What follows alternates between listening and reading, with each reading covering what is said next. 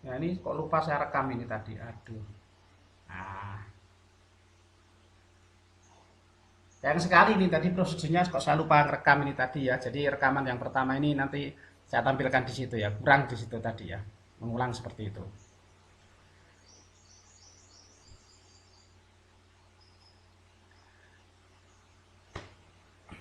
Kayak masing-masing modul dapat mempunyai data sendiri dan mengizinkan masing-masing modul untuk mengatur satu status internal yang dimodifikasi oleh prosedur yang ada di dalamnya. Nah, ini eh, apa cara menggunakan modular adalah seperti itu. Jadi paradigma baru yang ditawarkan pada teknik ini adalah satu program tidak lagi terdiri dari hanya satu bagian tunggal, tetapi dibagi ke dalam beberapa bagian yang lebih kecil saling berhubungan. Nah, ini adalah bentuknya seperti itu ya. Ini adalah bentuknya seperti itu. Program ya, main program datanya.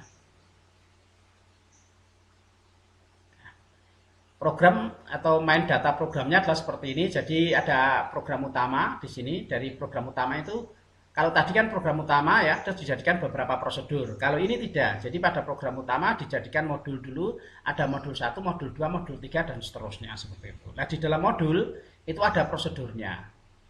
Nah, di dalam modul 1 sudah ada prosedurnya sendiri, di dalam modul 2 sudah ada prosedurnya sendiri. Nah, ini kan kalau tadi jadi satu ya, kita nuliskan dalam satu program itu kita tulis dalam satu file gitu, satu file. Dijadikan dalam satu file. Mungkin dalam satu file isinya adalah 100 baris seperti itu. Ada satu file 100 baris seperti itu. Terus dengan menggunakan prosedural dari 100 baris itu dipisah atau dipecah lagi. Oh, ini namanya prosedur ini kita sering gunakan, kita buatkan sendiri seperti itu. Yang 5 baris ini ya kita ambil, kita tulis baris yang ke 5 baris yang pertama itu ada namanya prosedur A. Ada lagi yang sama lagi, kita kasih nama itu prosedur B untuk 5 baris berikutnya. Kita lihat lagi ada lagi prosedur C, ya, ada prosedur 10 baris untuk yang berikutnya. Jadi ada A tadi 5 baris, B 5 baris, C-nya ada 10 baris. Ini kita tulis sendiri. Berarti dari 100 tadi kita ambil 20. 20 kan gitu. 20 ini disendirikan. Ketika kita masuk ke dalam satu di situ, ini sudah ada panggil prosedur, sehingga kita nulisnya menjadi lebih enak. Nanti ada prosedur A kembali, panggil lagi, tinggal prosedur A, ada B, kita tinggal panggil prosedur B, ada C, kita tinggal panggil prosedur C. Kalau prosedurnya dipanggil beberapa kali, otomatis keuntungan akan menjadi lebih besar seperti itu. Nah, di modul programnya dipecah menjadi dua. Nah, kalau menjadi tiga atau menjadi berapa tergantung daripada programmernya. Jadi program utama kita pecah menjadi beberapa modul, istilahnya seperti itu. Ada modul 1, modul 2, modul 3, modul 4. Nah, di dalam modul ada prosedurnya seperti itu. Bedanya ini, kalau saya gambarkan bentuknya adalah ini, ada main program, ada modul 1, modul 2, di dalam modul ada prosedurnya. Beda dengan yang ini tadi. Nah, ini kan kalau ini kan prosedur programming ini dengan menggunakan prosedurnya, ada prosedur. Jadi program pertama itu dibentuk menjadi beberapa prosedur, ada 3 prosedur atau beberapa prosedur seperti itu. Kalau yang pertama tadi tidak, kembali ke sini. Hanya program utama seperti ini. Jadi ada program satu seperti ini menjadi satu. Ya. Kalau ini dipecah menjadi program, dipecah menjadi beberapa prosedur. Kalau modular, program dipecah menjadi beberapa modular ya, dipecah menjadi beberapa modul. Dari modul dipecah menjadi beberapa prosedur seperti itu.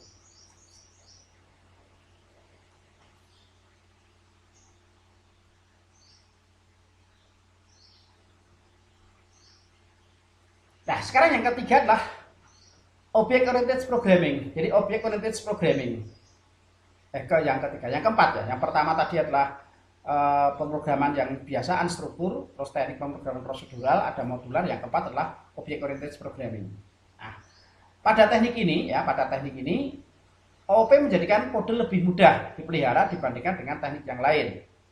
Karena model OOP ini menawarkan keistimewaan yaitu penggunaan ulang, reusability, penggunaan ulang, kemampuan yang membuat kode mudah digunakan, kembali pada pengembangan aplikasi yang lain sehingga meningkatkan produktivitas programmer. Artinya apa? Apa yang sudah kita gunakan dulu itu istilahnya di dalam nanti kita mendapatkan warisan seperti itu. Sudah ada seperti itu. Oh, saya dulu pernah membuat ini. Nah, ini yang pernah kita buat itu kita gunakan kembali, yaitu penggunaan ulang apa yang sudah pernah kita buat sebelumnya seperti itu.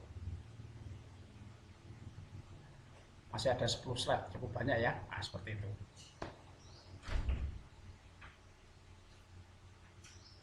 Pada objek oriented programming di program utama terdapat kumpulan objek yang saling berinteraksi. Ya, gambarnya ini.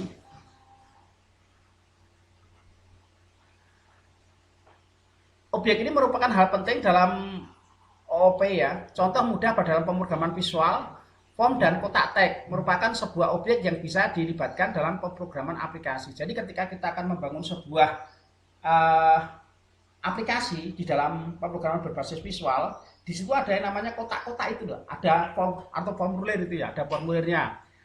Paham ya, ada formulir, ada text box, di situ ada kotak isian, ada apalagi radio button atau yang lain seperti itu, combo box seperti itu ya. Itu disebut dengan objek-objeknya yang ada di situ. Ya, pasti Anda sudah pernah lihat seperti itu, sudah pernah diajari di situ di dalam pemrograman berbasis visual ya. Anda kenal yang namanya itu pakai Visual Basic, ada namanya apa itu label, terus ada text box-nya di situ ya. Berikutnya, suatu objek dapat dimanipulasi melalui properti atau atribut yang memilikinya dan event kejadian yang dikenali objek. Contohnya adalah double click ya, seperti itu ya. Serta metode yang dijalankan jika tindakan kejadian dilakukan. Nah, di sini kan ada beberapa objek tertentu ya. Nanti ada tidak hanya double klik saja, bisa klik kanan ya, bisa digunakan dengan shift, dengan ini perintahnya tergantung daripada programmernya seperti itu yang membuatnya.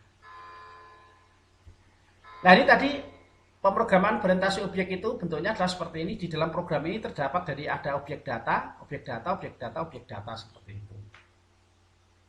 Ya, ada objek data, objek data, objek datanya seperti itu. Jadi objek data dalam program saling berhubungan dan saling mengirim pesan seperti itu.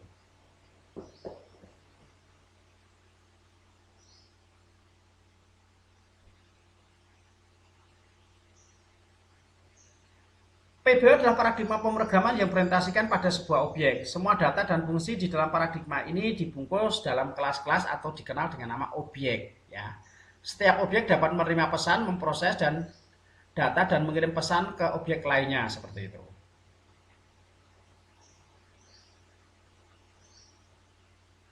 Tinggal 17 menit baterai saya. Ini mohon maaf baterainya habis, saya cas dulu ya. Ntar saya tak gunakan dulu.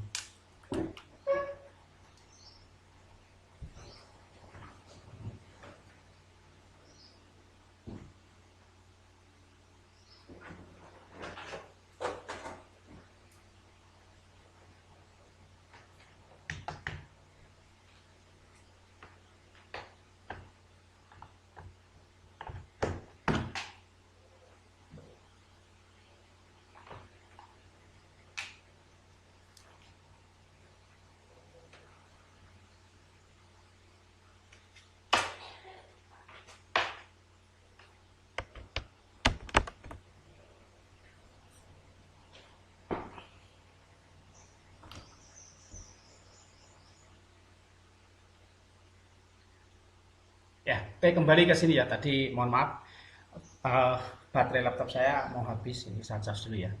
Jadi PBO adalah paradigma pemrograman yang berorientasikan pada sebuah objek. Jadi semua data dan fungsi dalam paradigma ini dibungkus ke dalam kelas-kelas atau yang kita kenal dengan nama objek, seperti itu ya. Karena setiap objek itu kan harus berbeda-beda satu sama lain, maka kita kenal dengan nama istilah kelas seperti itu. Setiap objek dapat menerima pesan yaitu memproses data dan mengirim pesan ke objek lainnya. Contohnya seperti ini ya, ilustrasi dalam pemrograman berorientasi objek. Ini ada sistem informasi akademik ya. Sistem informasi akademik. Ini adalah program utamanya seperti itu, dipecah menjadi beberapa ini ya. Ada penggunaan setelah ada registrasi, ada penjadwalan, ada kuliah. Ini dekomposisi berdasarkan fungsinya seperti ini. Nah, ini adalah sistem informasi akademik. Ada di dalam sistem informasi akademik kita bisa ngapain? Bisa registrasi, bisa melakukan penjadwalan, bisa melakukan kuliah seperti itu.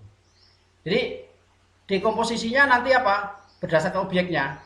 Nah, siapa yang terlibat di dalamnya? Ini kan berdasarkan fungsinya. Berarti fungsi akademik untuk melakukan registrasi. Paham ya fungsinya ya?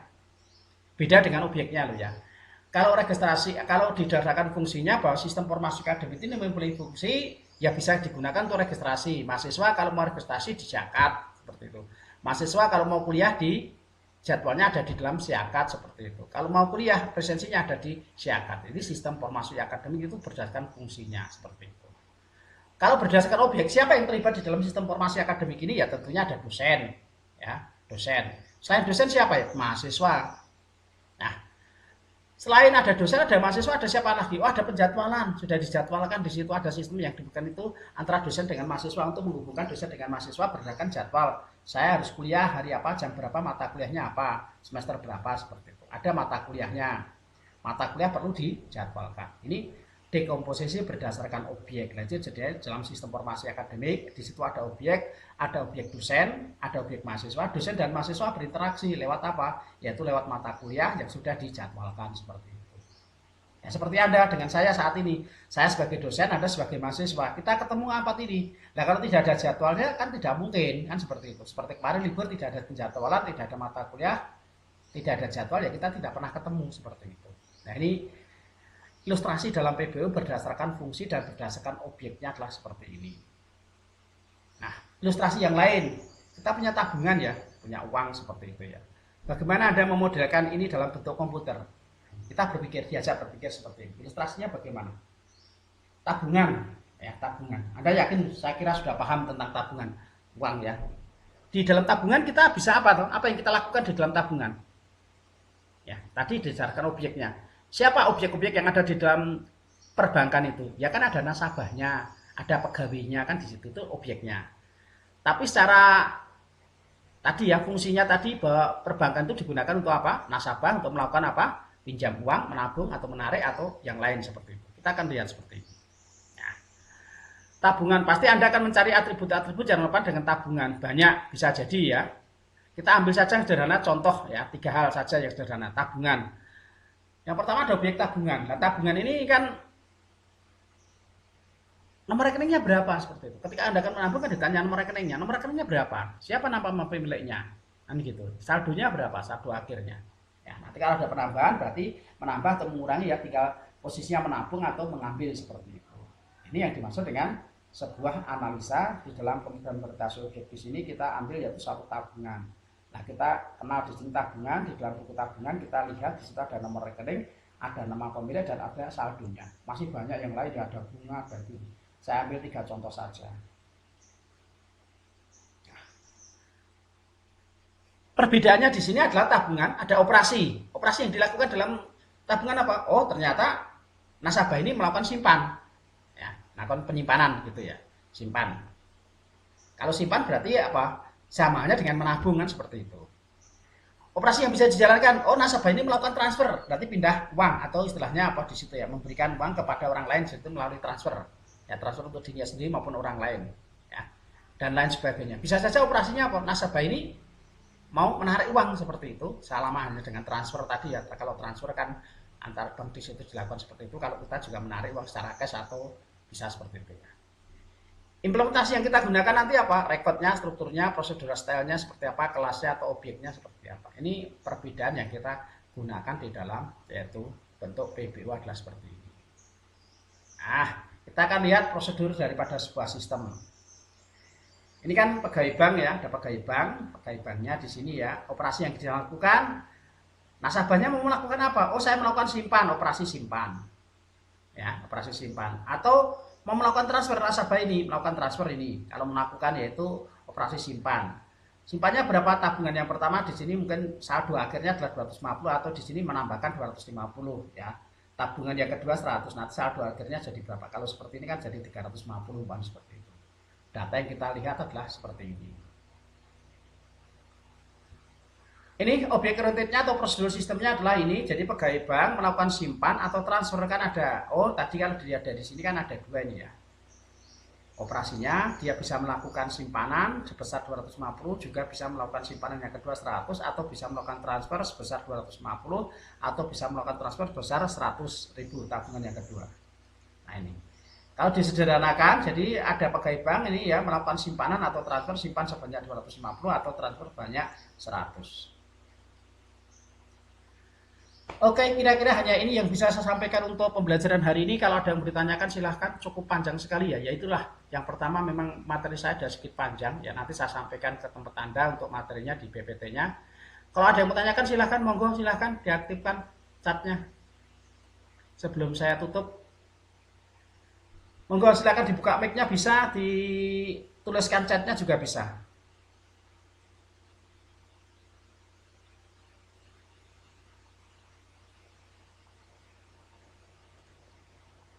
Monggo sekali lagi yang mau ditanyakan silahkan kalau ada yang masih aktif ya.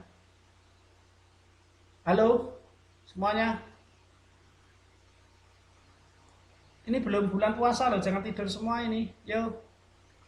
Kalau ada yang bertanyakan silahkan. Ya, oke. Hal-hal yang lain kalau belum ada silahkan bisa ditanyakan. Kalau mau tanya yang lain silahkan.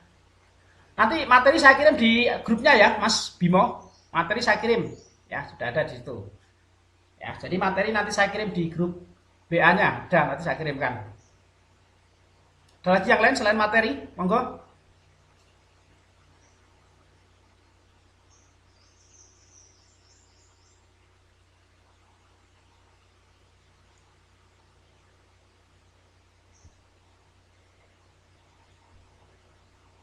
Baik, kalau tidak ada, kita akhiri untuk pembelajaran pada pagi hari ini. Tapi sebelum saya tutup, saya sampaikan dulu ringkasan daripada apa yang saya sampaikan di atas tadi.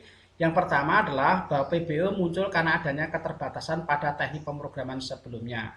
Ya, jadi sesuatu yang baru itu muncul karena ada kelemahan-kelemahan yang lama seperti itu. Kalau Anda memiliki sesuatu yang baru tidak ada kelebihannya, tentunya tidak ada dimiliki seperti itu. Munculnya adanya sepeda motor baru, itu tentunya ada kelemahan-kelemahan pada sistem lama atau tampilan lebih menarik untuk bisnisnya seperti itu. Tentu ada kelebihan-kelebihan yang ada di situ. PBO melakukan pendekatan yang berbeda dengan teknik sebelumnya, di mana PBO lebih menekankan pada data. Jadi pendekatan yang sebelumnya itu lebih banyak menekankan pada button up, top down ya, button up.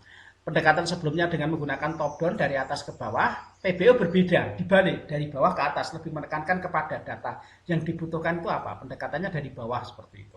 Maka yang kita kenal dengan nama button up. Teknik pemrograman yang ada tadi kita kenal dengan nama teknik pemrograman unstruktur. Unstruktur itu pada saat awal-awal munculnya pemrograman itu muncul yaitu namanya pemrograman unstruktural seperti itu ya. Jadi pemrograman yang hanya ditulis dalam satu file saja sehingga nanti akan memunculkan banyak sekali yaitu apa itu kode-kode program yang ada sehingga ketika kita akan ngecek kesalahan itu akan pusing sendiri. Kalau ada 1000 baris begitu ya, ada 1000 baris dalam pemrograman seperti itu. Nanti ketika akan terjadi kesalahan itu akan sulit untuk mengeceknya seperti itu. Nah itu repot seperti itu ya. Beda dengan pemrograman yang prosedural. Jadi dari 1000 itu tadi dipecah menjadi beberapa bagian ya. Mungkin dipecah menjadi 3 atau menjadi 4 sehingga akan menjadi lebih ringan. Program utamanya tetap ditambah dengan pendukungnya. Oh, pendukungnya yang 100 baris diambil, yang 50 baris diambil, 25 di baris diambil. Nanti kalau digunakan sama lagi itu tinggal kita menggunakan saja sehingga penulisannya akan menjadi lebih ringkas. Itu dengan pemrograman prosedural. Kalau pemrograman modular, di situ pemrogramannya apa?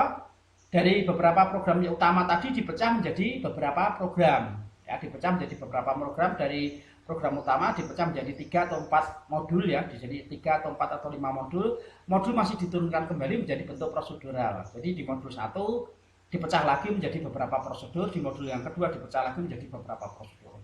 Sehingga penulisannya menjadi kecil-kecil sehingga filenya menjadi banyak. Tapi enaknya apa? Ketika kita menggunakan sesuatu yang sama, kita tinggal memanggil saja. Jadi kesalahan pengecekan itu akan menjadi lebih enak. Kita lebih enak mengecek 10 baris dibanding dengan yang 1000 baris tadi. Kalau 100 baris itu sudah betul, sudah yakin, oh sudah betul ini tidak ada masalah, kita lewati.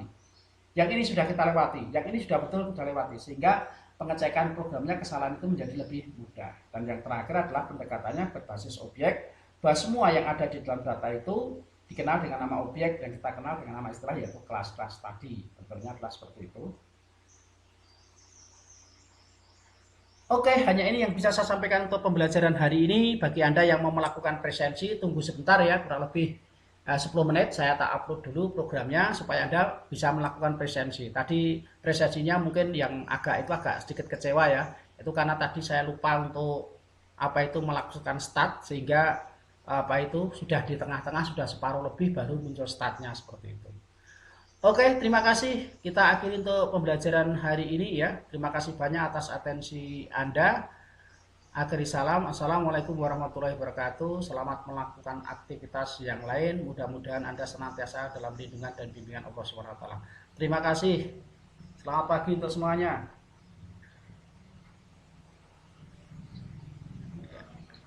Ya. lab dulu ya, tak siapkan dulu materi sama ini ya, sama apa tadi programnya supaya Anda bisa melakukan presensi.